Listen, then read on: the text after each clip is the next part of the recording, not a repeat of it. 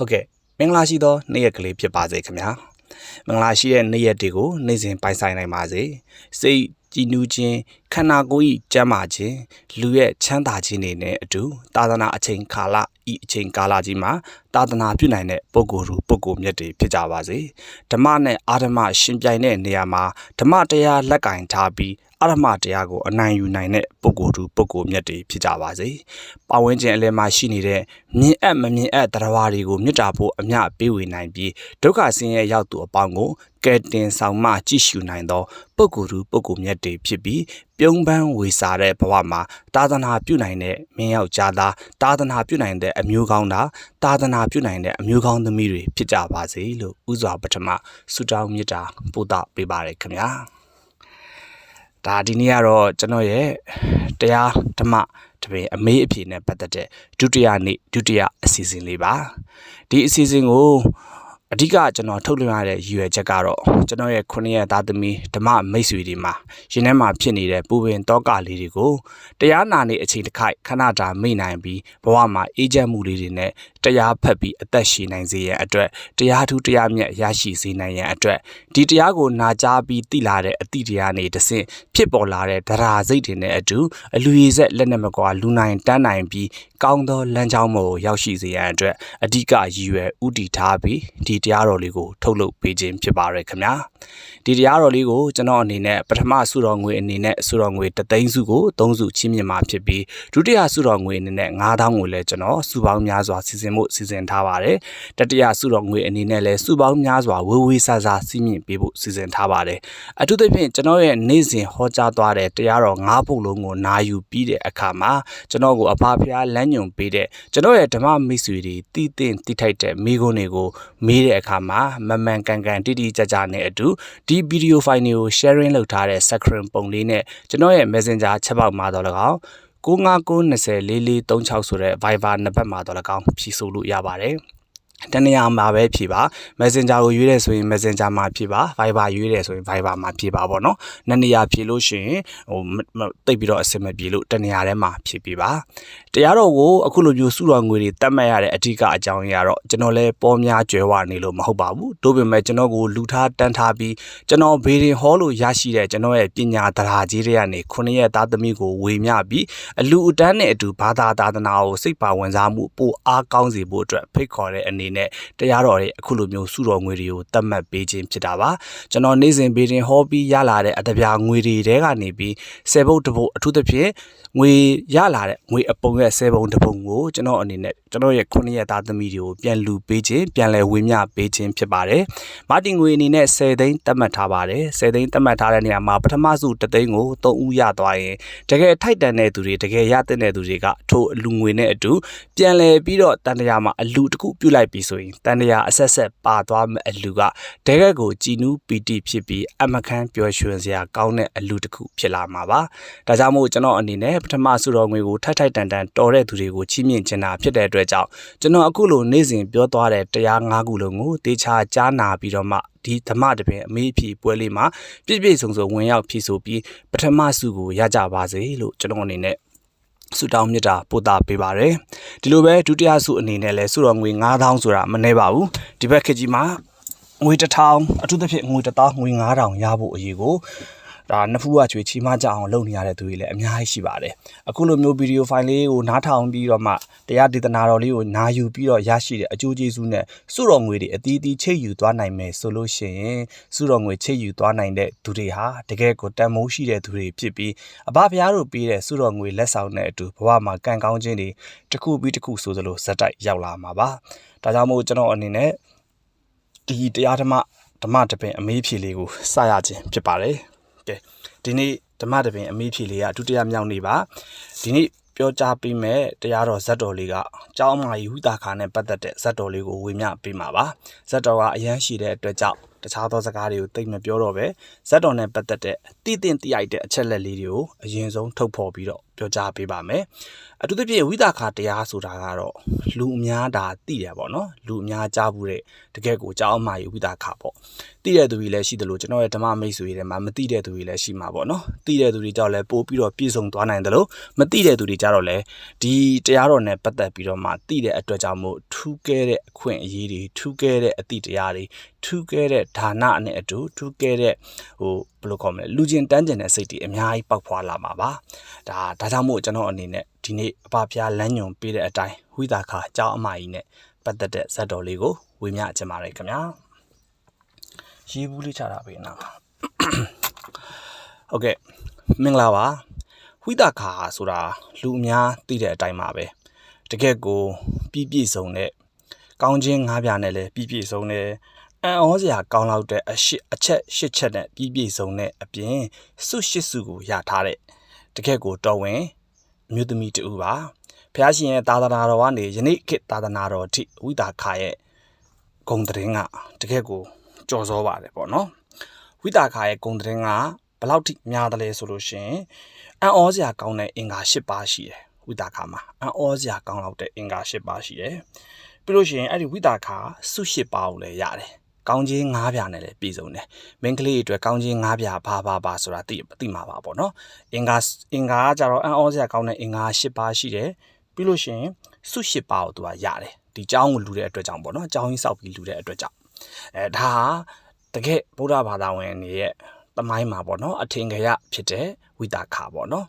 ပြီးတော့သူပါဘလောက်ထိတောင်သူ့ရဲ့အလူအတန်းကသူ့ကိုဘလောက်ထိတောင်အကျိုးပြုသွားသလဲဆိုရင်သူဟာ29ဂရီထိုက်တန်တဲ့အကြောင်းဆောင်ကြီးကိုစောက်ပြီးတော့လူလိုက်တဲ့အတွက်ကြောင့်လိမ္မာနရပြည်မှာသူနေမိတာနမင်းကြီးရဲ့နတ်မိဘုရားအဖြစ်ယနေ့အချိန်ထိသူဟာနတ်မိဘုရားကြီးအနေနဲ့လိမ္မာနရတိနတ်ပြည်မှာသူဟာနတ်ကက်စီစဉ်ကိုခံစားနေရတာပေါ့နော်နတ်ကက်စီစဉ်ကိုခံစားဆန်စားပြီးနတ်ပြည်မှာယနေ့အချိန်ထိသူဟာအဲ့ဘဝနဲ့ရှိတယ်သူကလူပြည်ကိုပြန်မစင်းတော့ပဲဘုံစင်အဆင့်ဆင့်ဝင်ပြီးတော့သူကယဟန်အမဖြစ်ပြီးတော့ယဟန်မအဘဝနဲ့နောက်ဆုံးအခုပြိဋိဘံဆန်တဲ့အထိကိုသွားမှာလူပြည်ကိုပြန်ဆင်းလာစရာအကြောင်းမရှိတော့ဘူးဒါဟာဘာကြောင့်လဲဆိုတော့သူဘာကြောင့်ဒီလိုတွေဖြစ်ခဲ့လဲဆိုတော့သူ့ရဲ့လူချင်းတန်းကျင်တဲ့တရေအောင်နေတဲ့စိတ်ကိုသူကိုယ်တိုင်လူခဲ့တန်းခဲ့ပြီးတော့တကယ့်ကိုစိတ်ပါလက်ပါစေတနာပါနဲ့ပေါ့နော်စိတ်ကောလူရောနှစ်ပြီးငွေကြေးအတပြားတွေပါနှစ်ပြီးစေတနာပါနဲ့တကယ့်ကိုအမခန်းចောင်းဆောင်ကြီးကိုလူခဲ့တဲ့အတွက်ကြောင့်သူဟာအထက်မှာကျွန်တော်ပြောပြထားတဲ့နတ်ပြည်ကိုရောက်သွားပြီးတော့နတ်မိဖုရားအနေနဲ့သူကယနေ့အချိန်ထိနတ်စည်းစိမ်ကိုခံစားနေရတာပါဒါကတော့တည်တဲ့အချက်လေးတွေကိုအချင်းယုံပြောပြတာပေါ့နော်ဝိသခာကငယ်လေးကလေးကကြီးတဲ့အထီကိုသူ့ရဲ့ဇက်တော်ကတော့အရှိကြီးပေါ့အဲ့ဒီဇက်တော်အရှိကြီးကိုပြောမယ်ဆိုရင်လည်းကျွန်တော်ရဲ့ဓမ္မမိတ်ဆွေတွေဖုံးပေတွေအကုန်လို့တော်တော်များသွားလိမ့်မယ်အဲ့တော့ကျွန်တော်လိုချင်တဲ့အကွက်ကလေးတွေကိုထုတ်ပြီးတော့ကျွန်တော်အဓိကအဘတို့ညွှန်ကြားတဲ့အတိုင်းကျွန်တော်ပြောပြသွားမယ်ပေါ့နော်ဝိသခာဒီအမျိုးသမီးပေါ့အိမ်တောင်ပြုတ်တဲ့အချိန်မှာ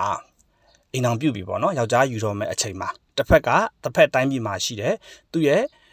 လင်သားတိုင်းပြည်ကိုလိုက်သွားဖို့အတွက်ကိုဝိသခာရဲ့အဖေလှုပ်တဲ့သူကပေါ့နော်သူ့သမီးကိုမာတယ်ပေါ့အဲ့ဒီမာတဲ့အချိန်မှာမာလိုက်တဲ့စကားလေးတွေရှိတယ်အဲ့စကားလေးတွေကိုကျွန်တော်ပြောမယ်ပေါ့နော်ပြောမယ်ဆိုရင်တော့သူ့သမီးလေးကိုပေါ့ဝိသခာလေးကိုတစ်ဖက်ရောက်ခမအိမ်ရောက်သွားတဲ့အခါလင်သားနဲ့ရောက်ခမနဲ့ရောက်ကတိရည်နဲ့နေရတဲ့အခါမှာဒုက္ခဆင်းရဲတွေမဖြစ်ဘဲနဲ့ကောင်းကောင်းမွန်မွန်နေနိုင်ပြီးရောက်ခမတွေလင်သားတွေရဲ့ညှဉ်းပန်းနှိပ်စက်ခြင်းကိုမခံရဖို့အတွက်အဲ့ဒီအိမ်တော်တစ်ခုကိုတာယာဖို့အတွက်သူ့သမီးကိုအနားကိုခေါ်ပြီးတော့တိုးနဲ့သူမာစရာရှိရတယ်သူ့ရဲ့အဖေကမာတယ်ဝိသခာရဲ့အဖေကပေါ့နော်အဲ့တော့ဒီဘက်ခေတ်ကျွန်တော်ရဲ့နှမတွေအမတွေအိမ်တော်တစ်ခုပြုတ်တော့မယ်ဆိုရင်မိခင်တွေကအဲ့လိုမာလိုက်တယ်ဆိုလို့ရှိရင်လေအဲ့ဒီအချက်လက်တွေကိုတေချာနာယူသွားပါနားထောင်သွားပါပေါ့တကယ်လို့မိခင်တွေကမမာလိုက်ဘူးဆိုရင်လည်းအခုကျွန်တော်ပြောထားတဲ့တရားလေးကိုနားထောင်ပြီးတော့ကိုလင်ယူသားမွေးလုပ်တော့မယ်ဆိုလို့ရှိရင်ဒီအချက်တွေကိုလိုက်နာဖို့လိုတယ်ဒီအချက်တွေကိုမှတ်သားထားဖို့လိုတယ်ဝိသခာကြီးအိမ်အောင်ကြကန်ဒီဝိသခာကြီးသူ့အဖေနောက်လိုက်ခံနီးမှာဝိသခာကြီးကိုမာလိုက်တဲ့အခုလိုမျိုးအရေးကြီးတဲ့အချက်အလက်တွေကိုသိဖို့လိုတယ်ကျွန်တော်ပြောပြမယ်ပေါ့နော်ပထမဦးဆုံးပြောချင်တာကတော့သူ့ရဲ့အဖေကငါသမီးရောက်ကတိတွေလင်းသားရည်နဲ့တွားနေတဲ့အခါမှာအဖေအခုပြောလိုက်တဲ့အချက်တွေကိုငါသမီးနားထဲမှာမထားစိတ်ထဲမှာဆွဲထားနော် မလားပါဖေပြောပါပေါ့နော်သမီးဘာတွေမှတ်အားပါမလဲသမီးဘာတွေနာယူသွားပါမလဲဖေဆုံးမတာတွေသမီးမြည်ဝဲမကြနားထောင်ပါမယ်လိမ်မာတဲ့သမီးကိုတချို့မလိမ်မာတဲ့သမီးတွေကတော့ဖေဘာပြောဖုံးပုတ်ပြီးတော့လို့ပဲပေါ့လေးနားထောင်မှာပေါ့ဘယ်အရာမဆိုပေါ့လေးနားထောင်ရင်တော့ပေါ့လေးဖြစ်သွားမှာပဲဘယ်ကိစ္စမဆိုရင်ဘက်ကြီးနဲ့နားထောင်ပြီးအုံနောက်နဲ့တွေးတော့မှနှလုံးသားကခံစားနိုင်ပြီးအသိဉာဏ်ထဲမှာစွဲနေမှာပေါ့နော်အဲ့တော့ကျွန်တော်အခုပြောတဲ့ဇာတ်ကားလေးကိုရင်ဘက်ကြီးနဲ့နားထောင်မှအုံနောက်ကစဉ်းစားပြီးတော့နှလုံးသားထဲမှာဆွဲသွားအောင်ထည့်ထားစေချင်ပါတယ်ခင်ဗျာအဲ့ဒီမှာသူ့ဖေကငါသမီးရေနံပါတ်1အနေနဲ့ကတော့အတွင်းမီးအပြင်မထုံနဲ့ပေါ့နော်အတွင်းမီးကိုအပြင်မထုံနဲ့အဲ့တော့ပြောပြရုံနဲ့မကဘူးရှင်းပြသေးတယ်အတွင်းမီးအပြင်ကိုမထုံနဲ့ဆိုတဲ့အဓိပ္ပာယ်ကကိုယ်အိမ်မှာရှိနေတဲ့ပေါ့နော်ကိုယ်အိမ်မှာရှိနေတဲ့ကိုယ်အိမ်ရဲ့အိမ်တွင်းကိစ္စအပူမီးတွေပေါ့ကိုယ့်အိမ်မှာဖြစ်နေတဲ့ကိစ္စတွေသူများကိုလည်းမပြောသင့်ဘူးမပြောနဲ့ပေါ့နော်တန်နိုင်တယ်များကိုယ့်အပူတွေကိုနောက်တစ်ခုကကိုယ့်ရဲ့လင်သားကိုယ့်ရဲ့ရောက်ခမကိုယ့်ရဲ့ရောက်ကတိမကောင်းတဲ့အကြောင်းအပြစ်လုပ်ထားတဲ့ကိစ္စရက်တွေကိုအပြင်မှာသွားမပြောနဲ့ဥပမာကျမယောက်ျားကတော့ငါယောက်ျားတော့ငါ့ဘောဘလို့မကောင်းတာငါ့ကိုဘလို့နှိပ်စက်တာငါရောက်ခမကြီးကတော့မကောင်းတာပါငါ့ကိုဆိုလို့ရှိရင်လေအမလီစားတာဟာဘလို့ကြည့်တာဝိဟဲစင်ဟာနေရထိုင်ဟဲဘလို့စူတာဘလို့ငေါက်တာငါရောက်ကတိရငါ့ဘောဘလို့မယိုးသားတဲ့အကြည့်နဲ့ကြည်တာအဆရှိတဲ့ကိုယ့်ရဲ့လင်သားကိုယ့်ရဲ့ရောက်ကတိရောက်ခမရဲ့မကောင်းတဲ့အချက်တွေအပြစ်တွေကိုအပြင်ကိုထုတ်ပြီးမပြောပါနဲ့သမီးဘာလို့အဲ့လိုမပြောခိုင်းလဲဆိုတာစကားဆိုတဲ့မျိုးကချဲကားတတ်တဲ့အမျိုးကိုကတော့ပြောလိုက်တဲ့နေရာတစ်ဖက်ကကြားသွားပြီးသူတို့နားကိုပြန်ရောက်ရင်ကိုယ့်ရဲ့လင်သားကိုယ့်ရဲ့ရောက်ကတိရောက်ခမတွေရဲ့ရိုက်နှက်ခြင်းတပ်ပုတ်ခြင်းစူပူချိန်ပေါင်းခြင်းကိုခံရနိုင်တယ်ဒါကြောင့်မို့အတွင်းပြီးအပြင်ကိုမထုတ်ပါနဲ့ပေါ့နော်အဲ့လိုပဲနောက်တစ်ခုကတော့အပြင်ပြီးအတွင်းကိုတဲမလာနဲ့အဲ့ဒါဘာလဲဆိုတော့အပြင်မှာပေါ့ယောက်ျားတော့လေအပြင်ကဘယ်ကောင်ကဘယ်လိုပြောလိုက်တာတော့နှမလေတော့ဘယ်လိုပြောလိုက်တာမရေကြောက်ကြီးတော့ဘလို့မားနေတာဘလို့အသုံးမကြတာမိဘပေါ့ဘလို့မတိတတ်တာလို့တော့နှမကပြောလိုက်တယ်တော့နှမလင်တော့ရောက်ဖာလေတော့မလီလူကောင်းမဟုတ်ဘူးစိတ်ကောင်းမရှိဘူးလို့ပြောလိုက်တယ်အဆရှိသဖြင့်ပေါ့ရောက်ခမအမေကိုလေဟိုဘက်ကဘသူကဘလို့ပြောလိုက်တာဘာပြောလိုက်တာဆိုပြီးဒေါသတွေဖြစ်ပြီးပြဿနာတွေတက်စေမဲ့အပြင်ကပြောလိုက်တဲ့ပူလောင်စေမဲ့စကားပေါ့ပြောမယ်ဆိုရင်ကိုယ့်ရဲ့လင်သားကိုယ့်ရဲ့ရောက်ခမကိုယ့်ရဲ့မိသားစုဝင်ကိုအပြင်ကဒေါသတွေထွက်ပြီးကိုယ့်ရဲ့မိသားစုဝင်တွေပူလောင်စေမဲ့ပြောလိုက်တဲ့စကားတွေကိုအပြင်ကိုအတွင်းကိုတဲမလာပါနဲ့ခုနကတော့အတွင်းမီအပြင်ကိုမထုံနဲ့အခုကတော့အပြင်မီအတွင်းကိုမထုံနဲ့ဘာလို့လဲဆိုတော့လင်သားကမကျင်တဲ့လို့ဟာဘသူတုံးကငါအဲ့လိုပြောတာဘသူပြောတာတော့ငါ့ကိုတွေ့မယ်ပေးဓာပေးဒုတ်ပေးဆွဲဆက်ခုတ်ခက်ကိုရင်ပြဿနာပေါင်းများစွာတက်ပြီးရှင်းမနိုင်ပဲနောက်ဆုံးကိုကစကားရှုပ်ပြီးစကားရှင်းရတဲ့ဘဝကိုရောက်တယ်ဒါကြောင့်မို့အတွင်းမီကိုလည်းအပြင်ကိုမထုတ်ပါနဲ့အပြင်မီကိုလည်းအတွင်းကိုမတဲပါနဲ့ငါသမီးဟုတ်ကဲ့ပါဖေမှတ်မိပါပြီဖေဒီကြံသေးတယ်ငါသမီးပေါ့နော်နောက်တစ်ခုကတော့ပေးတဲ့သူကိုပေးပါဘာယူပေးခိုင်းတာလဲဆိုတော့ဂရိတစ္ဆာတည်တဲ့သူတွေပေါ့နော်အကူအညီလိုအပ်တဲ့အခါဝိတာက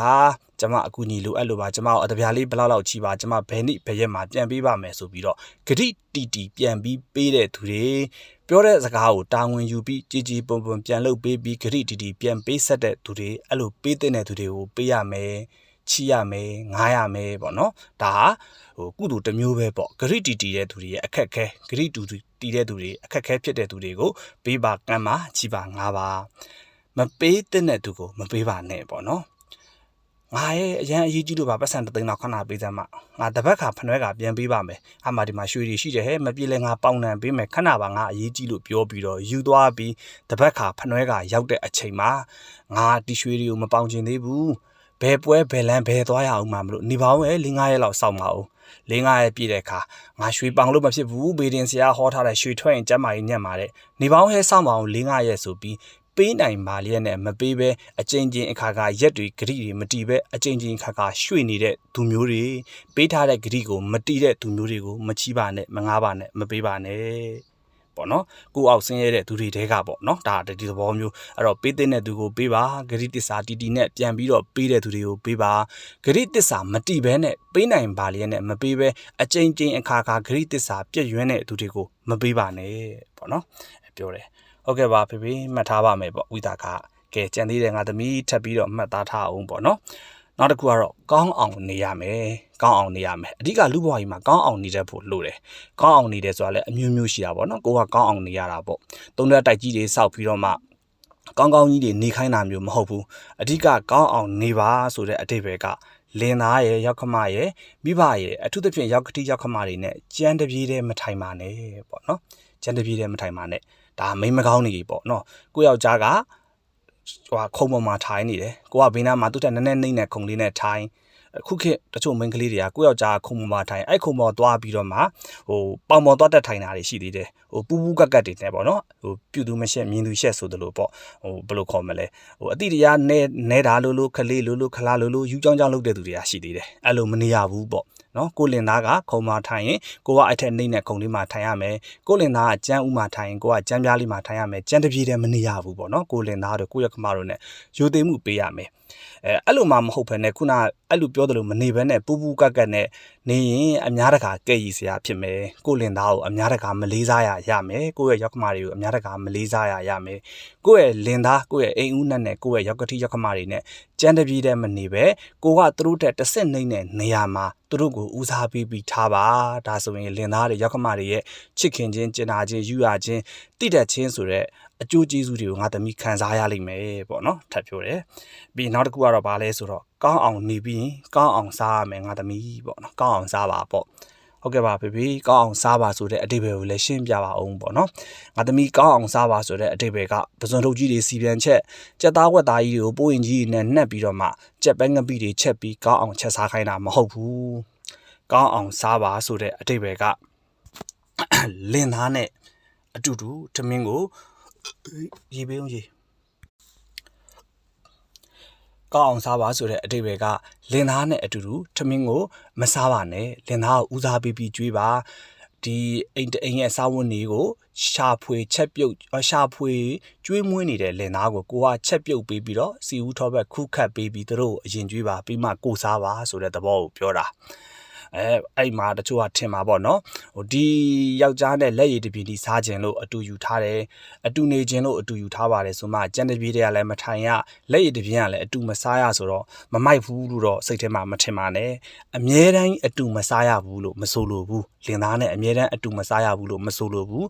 အတူမစားရတဲ့အချိန်တွေရှိတယ်အဲ့ဒီအချိန်တွေကဘယ်အချိန်လဲဆိုတော့အထူးသဖြင့်ဧည့်သည်တောင်းတင်တွေလာတဲ့အခါအရေးကြီးတဲ့ကိုမိသားစုဝင်တွေအရေးကြီးတဲ့လူတွေလာတဲ့အခါမှာအဲ့ဒီဧည့်သည်နဲ့အတူအဲ့ဒီလင်သားနဲ့အတူကိုနဲ့အတူတူထိုင်ပြီးတပြေးတဲ့တဝိုင်းနဲ့မစားပါနဲ့။ဘာကြောင့်မစားခိုင်းလဲဆိုတာကလည်းအကြောင်းရှိတယ်ပေါ့နော်။ဧည့်သည်ကရုတ်တရက်ရောက်လာတယ်ပေါ့။ဧည့်သည်ကရုတ်တရက်ရောက်လာတယ်။ဧည့်သည်လာပြီဆိုတော့တို့မြမထုံနှန်းစင်လာအရာထမင်းကျွေးရမယ်။ထမင်းစားခြင်းဆိုရင်ထမင်းကျွေးရမယ်။မုံစားခြင်းဆိုရင်မုံကျွေးရမယ်။အချိုအေးကြီးဆိုအချိုအေးဆိုအေးတိုက်ရမယ်ပေါ့နော်။ထမင်းစားခြင်းရောက်တဲ့အချိန်ကိုရောက်လာတဲ့ဧည့်သည်ကငေါက်ခနဲ့ရောက်လာလို့ကဲလာရေးဧည့်သည်ရေးပေါ့နော်။မောင်ဖြူဖြစ်မောင်ဖြူလာထမင်းစားမယ်ဆိုပြီးတော့ဝိုင်းဖွဲ့ပြီးတော့ကိုကမတိတတ်မလိမ္မာစွာနဲ့ထမင်းတွေသုံးပကံခုဟင်းတွေထည့်ပြီးတော့လင်သားရဲ့ဧည့်သည်ရဲ့ကိုရဲ့၃ယောက်ဝိုင်းပြီးလက်ဆောင်စားလိုက်ကြတယ်ဆိုကြပါစို့ချက်ထားတာလင်မယား2ယောက်စား3ယောက်စားလိုက်တော့မလောက်မငါတွေဖြစ်ကုန်ရော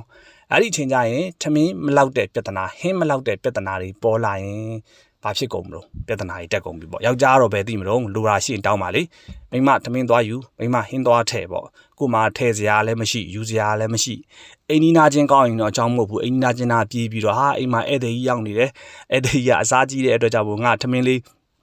းပေးပါအောင်ထမင်းလေးမျှပါအောင်ဆိုပြီးသွားပြောလို့တော့ကောင်းတာပေါ့ပြီးငါပြန်ပေးပါမယ်ပေါ့တကယ်လို့အိမ်နီးနာချင်းတွေကလည်းမရှိဘူးဆိုရင်တော့လင်မယားချင်းပြဿနာတွေတက်အဆက်တွေကွဲပြီးရှာဖွေလောက်ကင်ကျွေးမွေးတဲ့ယောက်ျားကတိတ်ခါကြတတ်တယ်အဆက်တိတ်ခါထိစေတတ်တယ်ကိုလင်သားကိုယောက်ျားအဆက်တိတ်ခါထိတာမျိုး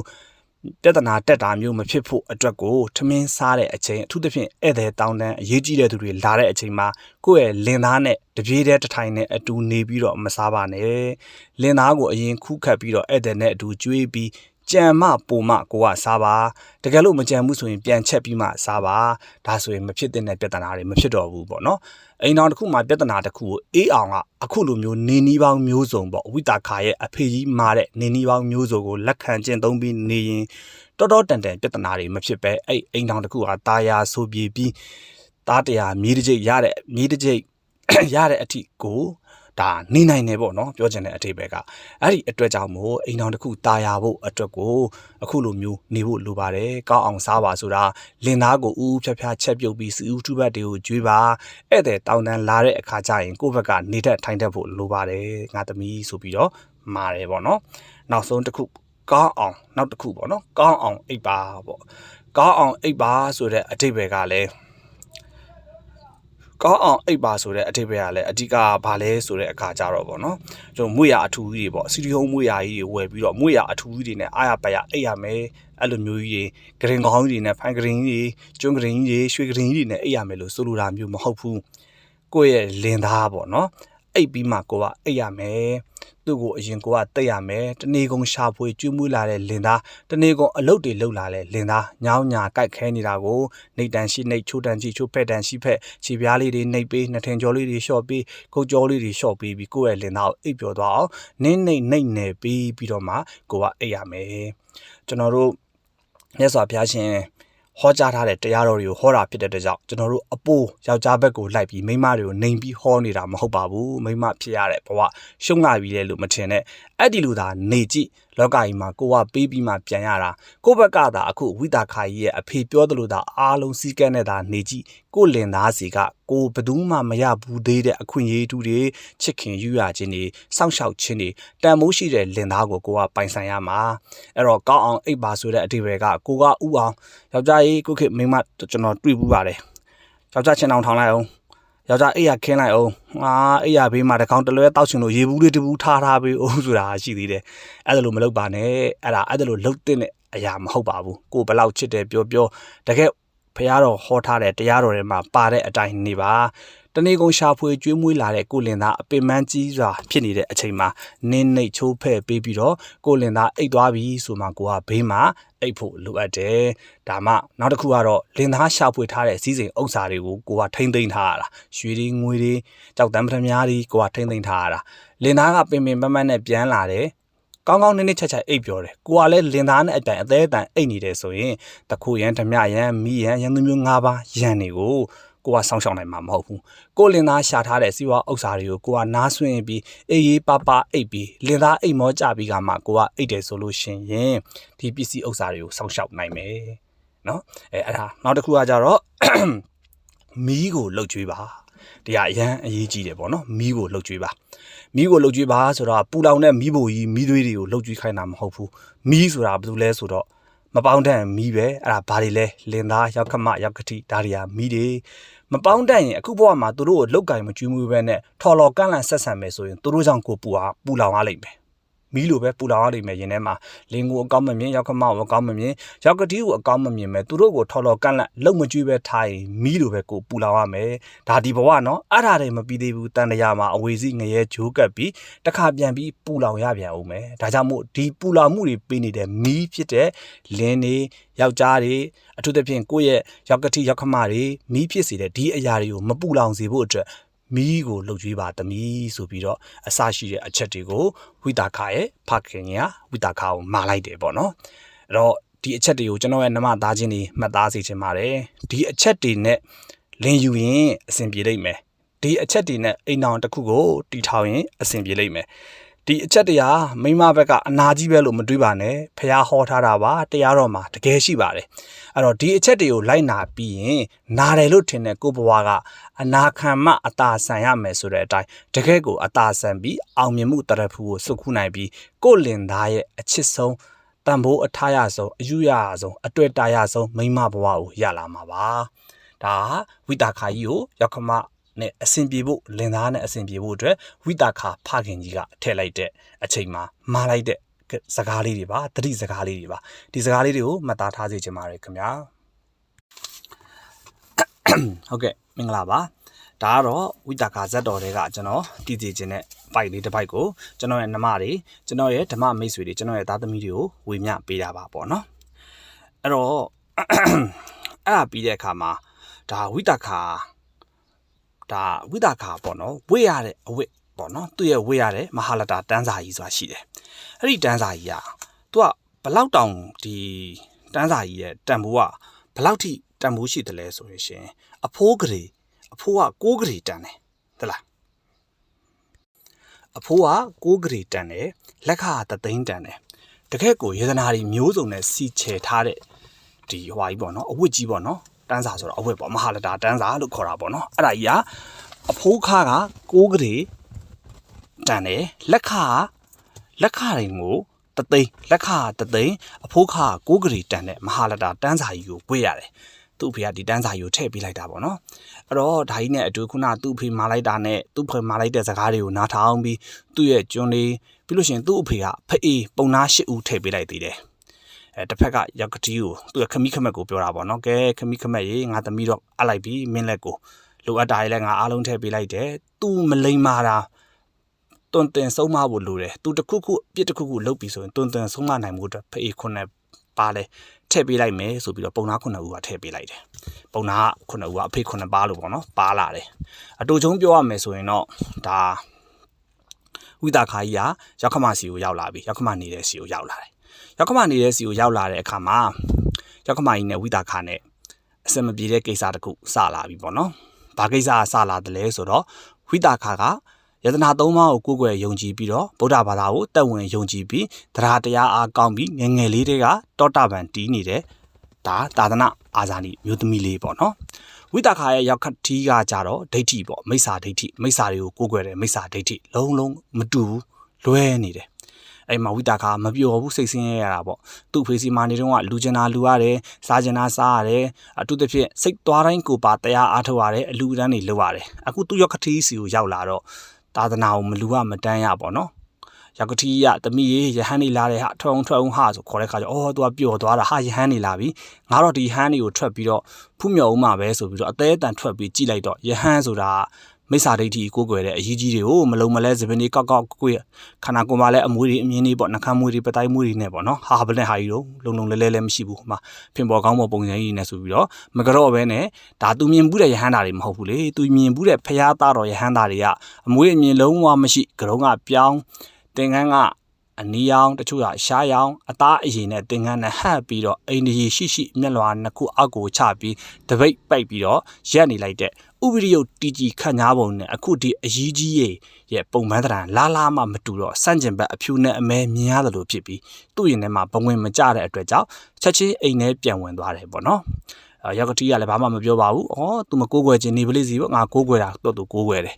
တနေ့တနိုင်ထမင်းစားနေတဲ့အချိန်ပေါ့နော်ဝိတာခရဲ့ရောက်ကတိထမင်းစားနေတဲ့အချိန်မှာဘွားဆိုပြီးတော့ရဟန်တပါးရောက်လာတယ်ဆွမ်းလာခံတယ်ပေါ့အဲ့ဒီမှာဝိတာခမြင်တယ်ကျောင်းမကြီးကနော်ကျောင်းမကြီးကမြင်တဲ့အခါကျတော့ကျောင်းမကြီးလို့ပဲခေါ်တော့မယ်နော်ကျောင်းမကြီးကမြင်တဲ့အခါကျတော့ဒုက္ခပဲဘုန်းကြီးကတော့ကိုတော်ကတော့မတိရှာဘူးဆွမ်းခံနေတယ်တခြားတနေရာကိုလည်းကြွမသွားသေးဘူးအချိန်ကြာနေပြီရောက်ကတိကလောင်းမဲ့ပုံလည်းမပေါ်ဘူးစားနေတာကိုဆွမ်းခံလာတာမြင်သားနဲ့ကြောတောင်ပေးစားတယ်မလူယုံမတန်းယုံနေမကပဲဗဇက်ကမကောင်းတဲ့ရုပ်တအနတ္တစကားတွေပြောလိုက်မှဖြင့်တပုဒ္ဒဝါစာစကားတွေပြောလိုက်မှဖြင့်အမလီမကြောက်ဝဲမနာတာတွေဖြစ်တော့မှာပဲငါသွားမှဖြစ်မယ်ဆိုပြီးတော့ဝိတာခါเจ้าအမကြီးကလက်အုပ်ကလေးချီပြီးယဟန္တာကိုကပ်ပြီးအရှင်ဖျားတင့်တော်ရာနေရာကိုသွားပြီးတော့ရွှေ့ပြောင်းပြီးခံပါဒီအိမ်ကတော့ကြော့စွန်းပါဖျားတပည့်တော်ရဲ့ဖခင်ကြီးကအဟောင်းစားကြီးပါအစာအဟောင်းစားကြီးပါဖျားဒါကြောင့်မို့တင့်တော်ရာနေရာကိုသွားပြီးတော့ပေါ့နော်ဒီစွန့်ခံမှာဒီမှာခံနေလို့ရမှာမဟုတ်ပါဘူးတပည့်တော်လူချင်းတန်းကျင်ပေမဲ့တပည့်တော်အိမ်မဟုတ်ပဲတပည့်တော်ရဲ့အဖေရောက်ခမကြီးကအစာအဟောင်းစားကြီးဖြစ်တဲ့အတွက်ကြောင့်လူမှာမဟုတ်ပါဘူးဖျားဆိုပြီးတော့သူကသွားလျှောက်တယ်အဲ့ဒါကိုရောက်ကတိကကြားသွားတာပေါ့ကြားတဲ့အခါကျတော့ဒေါသတွေထွက်ဟာမိမယုတ်ငါကတော့ကောင်းလာတော်လာဆိုပြီးတော့မှကောင်းလာတော်လာဆိုပြီးတော့တကယ်ကိုပစ္စည်းတွေစုံစုံလင်းလင်းနဲ့ငါလက်ခံထားတယ်ပေါ့နော်ချွေးမဖြစ်ငါသားလေးနဲ့ငါပေးစားထားတယ်လက်ဆက်တော်ဒင်းကမိမယုတ်ပဲသွားဟဲ့အစေပါးတွေဒီမိမယုတ်ကိုဆွဲထုတ်ပေါ့ဆိုခေါ်អော်ပြီးတော့ခိုင်းတယ်ပေါ့အဲ့တော့အစေပါးတွေကမလုပ်ဘူးဆိုတာဘယ်လုပ်မလဲဝိတာခါရဲ့အစေပါးတွေလေဝိတာခါရဲ့အဖေကအစေပါးကျွန်း900ထည့်ပေးလိုက်တာခိုင်းကျင်တာခိုင်းဆိုပြီးတော့ကျွန်း900ပါတယ်မဟာလတာတန်းစာကြီးပါတယ်မုံဘိုးတွေပေးလိုက်တာမြန်ဒါတွေကိုချဲ့ကားပြီးပြောနေမယ်ဆိုရင်စုံမတော့မဟုတ်ပါဘူးเนาะသူသုံးဖို့အတွက်ကအသေးသုံးဖို့ကဘလို့တနခါလူဖို့ကဘဏ္ဍဂရေနဲ့ချီပြီးပေးလိုက်တာဖေးကပြည့်စုံထည့်ပေးလိုက်တာလင်နောက်ကိုပေါ့เนาะစုံလင်သူသမီးလေးမျက်နှာမငယ်အောင်ထည့်ပေးလိုက်တာအဲ့တော့ကျွန်းနေဆွဲထုတ်ဆိုတော့တယောက်မှတုတ်မလုပ်ဘူးဘယ်လို့မလဲဝိတာခါရဲ့ကျွန်းနေကြီးပဲအကုန်လုံးကအဲ့တော့နေပါအောင်ဖေတမိဘယ်ဆွဲထုတ်ခိုင်းတာတော့တမိဘယ်ကိုထွက်ရမှာတော့ပေါ့မင်းငါအိမ်ကနင်တာ မင်းတလောက်မှတ်ရိုင်းနဲ့မင်းမယုံမင်းငါအိမ်မထားဘူးမင်းငါနင်တာပေါ့ကောင်းပါပြီအဖေပေါ့အဖေမနေစေခြင်းသမီးမနေဘူးသမီးထွက်ပါမယ်သမီးတွားပါမယ်ပေါ့ဒါပေမဲ့သမီးဘာအပြစ်ရှိလို့တော့သမီးအပြစ်ရှိတယ်ဆိုရင်လည်းသမီးကိုသမီးရဲ့အဖေကအဖေကိုထက်လိုက်အဖေလက်ထဲကိုအပ်လိုက်စင်တော့ကသမီးမှာအဖေ9ဦးပါပါသေးတယ်ပုံနာ9ဦးပေါ့နော်ပုံနာ10ဦးလား9ဦးလားမသိဘူးကျွန်တော်မေ့နေတာအဲ့ဒါလေးပါပါသေးတယ်ပေါ့အဲ့ဒီပါလာတဲ့ပုံနာတွေဖခင်နေနဲ့တိုင်မင်းညီနော်ပြီးသမီးအပြစ်ရှိကိုမှန်တယ်ဆိုရင်အဖေဆွဲထုတ်ဆရာမလို့သမီးပြန်ပါမယ်ဆိုပြီးတော့ပြောရောကေခေါ်ဒါဆိုမင်းအဖေကြီးခေါ်ပေါ့ပုံနာတွေရောက်လာတန်းစီပြီးထိုင်နေထိုင်ရောခမရပုံနာကြီးဘာဖြစ်တုံးပြောပါပေါ့နော်ပုံနာဝိတာခါရဲ့အဖေပုံနာကတစ်ဖက်ကဝိတာခါရောက်ကတိကိုမေးတဲ့ခါကျတော့ဘာဖြစ်ရမလို့ခမရတို့သမီးတိတ်မှရိုင်းနေပေါ့ကျုပ်ကိုအစာအဟောင်းစားကြီးလို့ပြောတယ်ဆိုတော့ဟေးသမီးဟုတ်လားမင်းအဲ့လိုပြောသလားပေါ့နော်မင်္ဂလာပါဖေးပြောပါတယ်ပေါ့မှန်လိုက်တာသမီးရဲ့ဘာလို့အဲ့လိုပြောတာလဲပေါ့နော်ဘာကြောင့်အဲ့လိုပြောတာလဲအစာအဟောင်းစားဆိုတာအစာအဟောင်းစားတထောင်းစားလို့ပြောတာ ਨੇ အတူတူပဲသမီးရဲ့မှတ်လိုက်တာကွယ်ဒီလောက်တွင်တင်ဆုံးမရဲ့ဓာတ်ရဲ့ဘာဖြစ်လို့ဒီလိုမျိုးတပုတ်တာဝါဒစကားတွေကိုပြောရတာလဲငါသမီးမဟုတ်ပါဘူးဖေသမီးပြောတာကအစာအဟောင်းစားတထောင်းစားလို့ပြောတာမဟုတ်ပါဘူးအဲ့ဒီအဓိပ္ပာယ်နဲ့မပြောတာမဟုတ်ပါဘူးယဟန္တာကြီးဆွမ်းလာခံနေတဲ့အချိန်မှာယဟန္တာကြီးကိုတခြားအိမ်ကိုတွားပြီးဆွမ်းခံဖို့အတွက်ရှင်းလင်းပြတဲ့အနေနဲ့ပြောတာပါကျမရဲ့ရောက်ကတိကြီးကအတိတ်ဘဝတတိဖြစ်စဉ်ကာလတုန်းကပြုခဲ့တဲ့ဒါနအဟောင်းတွေကြောင့်လက်ရှိဘဝမှာတင့်တဲနေနိုင်ပြီးတော့ပြည့်ဝချမ်းသာစားနိုင်တောက်နိုင်ပေမဲ့နောင်တန်တရားအတွက်ဒါနအသစ်အစာအသစ်တွေစားရဖို့အတွက်အလူဒါနအသစ်တွေကိုမပြုဘဲအရင်ပြုခဲ့ဘူးတဲ့ဒါနအဟောင်းတွေကိုထိုင်စားနေတဲ့ဒါနအဟောင်းစားတဲ့အစာအဟောင်းစားကြီးမလို့ဒါနအဟောင်းစားတဲ့သူမလို့အစာအဟောင်းစားလို့ပြောတာပါဆိုပြီးတော့သူကရှင်းပြတယ်ဟုတ်ပြီသားပဲအတိတ်ဘဝကပြုခဲ့လူခဲ့တန်းခဲ့တဲ့ဒါနကုသိုလ်အဟောင်းတွေကြောင့်တေဟာလက်ရှိဘဝမှာစားမကုန်တောက်မကုန်များပြားလာတဲ့စီစဉ်ဥစ္စာတွေနဲ့နေနိုင်တာဖြစ်တဲ့အတွက်ကြောင့်ဒါနအဟောင်းကိုထိုင်စားရတဲ့သူဆိုတဲ့သဘောနဲ့ပြောတာပါပုံနာကြီးအထင်တော်မလွဲပါနဲ့ဆိုပြီးတော့တောင်းပန်တယ်ကဲရှိစီတော့ဒါဆိုရင်လဲနောက်တစ်ခုအပြစ်ရှိသေးတယ်ပေါ့နော်အပြစ်ရှိသေးလားဘာအပြစ်တုံးပြောပါအောင်ပေါ့နော်မိမကောင်းမှန်ရင်ညနဲ့တကောင်စီမီကွက်ကင်ပြီးအပြင်ထွက်ရိုးထုံးစံမရှိဘူးဟဲ့ဒီဝိတာခါငါးစီရောက်တဲ့နေ့ည12နာရီလောက်ကြီးမှာမိကွက်ကြီးကင်ပြီးတော့အပြင်ထွက်တယ်တယောက်တည်းဒါမိမကောင်းမဟုတ်ဘူးအစေပါတယောက်နဲ့သွားပြီးဖောက်ပြန်ပြောလျော်တာပဲဖြစ်လိမ့်မယ်ရှင်းဟိအကိစ္စကိုဆိုပြီးတော့ထပ်ပြောတယ်သမီးရေဟုတ်လားဟဲ့ညတကောင်စီမိကွက်ကင်ပြီးအပြင်ထွက်တယ်ဆိုမလားပါဖေးထွက်ပါတယ်ဘာထွက်ထုတ်တာတော့ငါသမီးရဲ့တခုခုဆိုရင်အစေကန်တွေကိုခိုင်းပါလားမလားပါအစေခံနေခိုင်းเสียအချိန်လည်းမရှိပါဘူးအားလုံးဟာပင်မတဲ့တကြောင်အိမ်မောကျနေပါပြီသမီးထွက်ရတာလည်းအကြောင်းရှိပါတယ်အန်ဒီညာကအိမ်မရှိတဲ့အာဇာနီမြင်းမာကြီးမိဖွားပါတယ်သူမိဖွားတာကိုဖွားပေးဖို့အတွက်ကိုသမီးအနေနဲ့စီမီကွက်ကိုင်းပြီးအုံစီသွားပြီးတော့လောင်းလဲပြီးမိဖွားတန့်စင်ပေးတာပါဝိတာခါပြောတယ်ကဲကြားပလားပုံနာကြီးဟုတ်လားပေါ့တဖြည်းဖြည်းနဲ့ပုံနာကြီးကအပြစ်တွေကတော့ပြောတာပေါ့ဘလို့ပင်အပြစ်တွေပြောနေပါစေအပြစ်တွေကဝိတာခါကတကယ်အပြစ်မလုပ်တဲ့အတွက်ကြောင့်ဝိတာခါရှင်းပြတာတွေကိုနားထောင်ပြီးတဲ့အဆုံးမှာဝိတာခါရဲ့ရက်ကမကြီးကခေါင်းငိုက်ကျသွားတယ်လိန်လို့ပေါ့သူမှန်သိသွားပြီအေးပါကွာငါမားပါတယ်သမီးရေအဖေမားတယ်နော်ငါသမီးမပြန်มาတော့နဲ့နေငါသမီးအပြစ်မရှိဘူးအဖေတောင်းပန်ပါတယ်ကွာမရဘူးတောင်းပန်လို့မရဘူးသမီးပြန်မယ်သမီးကိစ္စတွေမရှင်းရသေးလို့ဒါမပြန်တာအခုသမီးအပြစ်မရှိကြောင်းအဖေလက်ခံပြီးကိစ္စတွေရှင်းပြီးပြီဆိုသမီးမနေဘူးဒီမှာမပျော်ဘူးပြန်မယ်သမီးအခုကိုပြန်မယ်ကဲ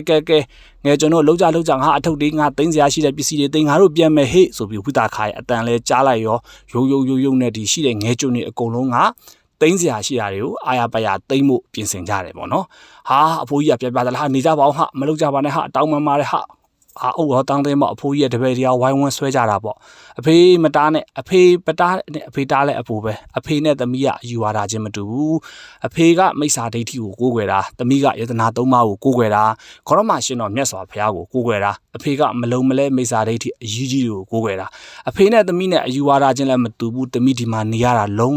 မပျော်ဘူးသမီးလူကျင်တာတွေလည်းမလူရဘူးတရားတွေလည်းမနာရဘူးသတင်းတီလာတွေလည်းမဆောက်တည်ရဘူးသမီးဒီမှာဆက်နေရင်တရားလိမ့်မယ်ဆိုပြီးတော့ဝိတာခါပြောတယ်အဲ့ဒီအချိန်မှာအဖိုးကြီးကငါသမီးအဖေမှာအပြစ်ရှိပါတယ်အဖေအပြစ်တွေကိုပေးဆက်တဲ့အနေနဲ့ငါသမီးဒီမှာပဲဆက်နေပါငါသမီးသာပြန်သွားမယ်ဆိုရင်ဒီတိုင်းပြည်တစ်ပြည်လုံးမှာရှိသမျှသူတွေအားလုံးကအဖေကိုအပြစ်တင်ကြလိမ့်မယ်ပေါ့ဘာလို့လဲဆိုတော့ဒီသမီးဒီကိုရောက်တဲ့အချိန်ဝိတာခါရောက်တဲ့အချိန်မှာတတိုင်းလုံးတစ်ပြည်လုံးမှာရှိတဲ့ပြည်သူပြည်သားတွေကလာပြီးတော့ဒီအခုလက်ရှိ ဒီဝိသခါကိုလာကြည့်ကြတာယတနာတစ်ပါးဆက်ရောက်လာတာပေါ့နော်ဆိုပြီးတော့ဝိသခါရဲ့ခေါင်းပေါ်မှာဒေါင်းပြက်ကြီးတင်လာတာဒေါင်းကြီးကလှုပ်ခေါင်းကလှုပ်တိုင်းဒေါင်းကလှုပ်ဒေါင်းကနေတယ်လို့ဖြစ်တာအဲ့တော့လူတွေကအံ့ဩကြီးစွာနဲ့ယတနာမဟာတန်းစာကြီးဝစ်လာတာပေါ့နော်ဒီမဟာတာတန်းစာကြီးဝစ်လာတဲ့ဝိသခါကိုမင်းသမီးဥလာတယ်လို့ယတနာတစ်ပါးစိုက်တယ်လို့လာပြီးကြည့်ကြတာတရွာလုံးတစ်ထည်လုံးတစ်ပြည်လုံးကချစ်ကြတာဝိသခါကိုအဲ့တော့ကဲဟုတ်ပြီငါသမီးမပြန်ပါနဲ့ငါသမီးဖြစ်ချင်တဲ့ဆန္ဒအတိုင်းလူအတန်းတွေလှုပ်ချင်လှုပ်ပါယတနာသုံးပါးဆွန့်ကပ်ခြင်းကပ်ပါဖျားပင်ပြီးတရားနာခြင်းနာပါငါသမီးစိတ်ရှိသလိုနေငါသမီးကိုလွတ်လပ်စွာပေးကိုးကွယ်လိုက်တယ်ပြောမယ်ဆိုရင်ဒီဘက်ခေတ်ဘာသာမတူသူနှစ်ယောက်ယူထားတဲ့နေရာမှာသူ့ဘာသာကိုဘာသာလှုပ်ပြီးစိတ်ခင်းရတယ်လို့ပေါ့နော်အခုဝိသခါကချက်ကောင်းရတဲ့အချိန်မှာသူကတခါတည်းပိုင်နဲ့ယူလိုက်တာပေါ့နော်သူ့မပြန်စေခြင်းရင်ကောရမမြတ်စွာဘုရားကိုပင့်ခွင့်ပြုရမယ်ဆွမ်းလေးချက်လောင်းခွင့်ပြုရမယ်တရားနာခွင့်ပြုရမယ်အလူတန်းနေစိတ်ထင်တိုင်းသူ့မှာရှိတဲ့စိစိတ်ဥစ္စာတွေနဲ့လူခွင့်ပြုရမယ်ဆိုပြီးတော့သူ့ပြရောက်ကတိကြီးအချက်တွေတန်းစီပြီးတောင်းချလိုက်တော့ရောက်ကတိကြီးကသမီးပြန်သွားရင် तू အရှက်ရမှာတကြောင် तू မားတာကိုသိတဲ့အတွက်ကြောင့်ကဲငါသမီးကြိုက်တယ်လို့လုံးငါသမီးကြိုက်တယ်လို့ကိုးကွယ်ငါသမီးကြိုက်တယ်လို့လူတန်းအဖေအားလုံးခွင့်ပြုတယ်ဆိုပြီးတော့ခွင့်ပြုလိုက်တယ်အဲ့ဒီအချိန်မှာဝိသခါကြီးကပျော်ရွှင်မြူးတူးပြီးတော့မှပေါ့နော်နေစဉ်နဲ့အမျှဒါဘုံကြီးတွေကိုဇဟန်900တွေကိုစုံကတ်တယ်ချက်တယ်ပြုတ်တယ်လူတယ်တန်းတယ်ပြီးတော့ခုနကဒီကြောင်းဟောပေါ့နော်ဘယ်လိုခေါ်မလဲဒီဖះကိုလည်း तू ပင့်တယ်ပေါ့သူ့အိမ်ကိုပင့်ပြီးတော့ तू မှာတနေ့စွန့်ကတ်တယ်ပေါ့စွန့်ကတ်ပြီးတရားနာဖို့အတွက်သူ့အဖေကိုသွားခေါ်တယ်အဖေဖះကြွလာပြီမြတ်စွာဘုရားကြွလာပြီလာဖူးပါအောင်ဖူးချင်မဟုတ်တမီးရဲ့နှစ်ဘာသာနဲ့ဖူးနှစ်ဘာသာနဲ့စိတ်ပါတယ်လို့ငါဖူးချင်ဘူးငါကိုးကွယ်တာလည်းဟုတ်ဘူးငါကိုးကွယ်တာအရေးကြီးတယ်ငါအရေးဆရာများသိလို့ရှိရင်ငါအမျက်တော်ရှာစိတ်ကွက်နေမယ်တမီးတော့ကိုးကွယ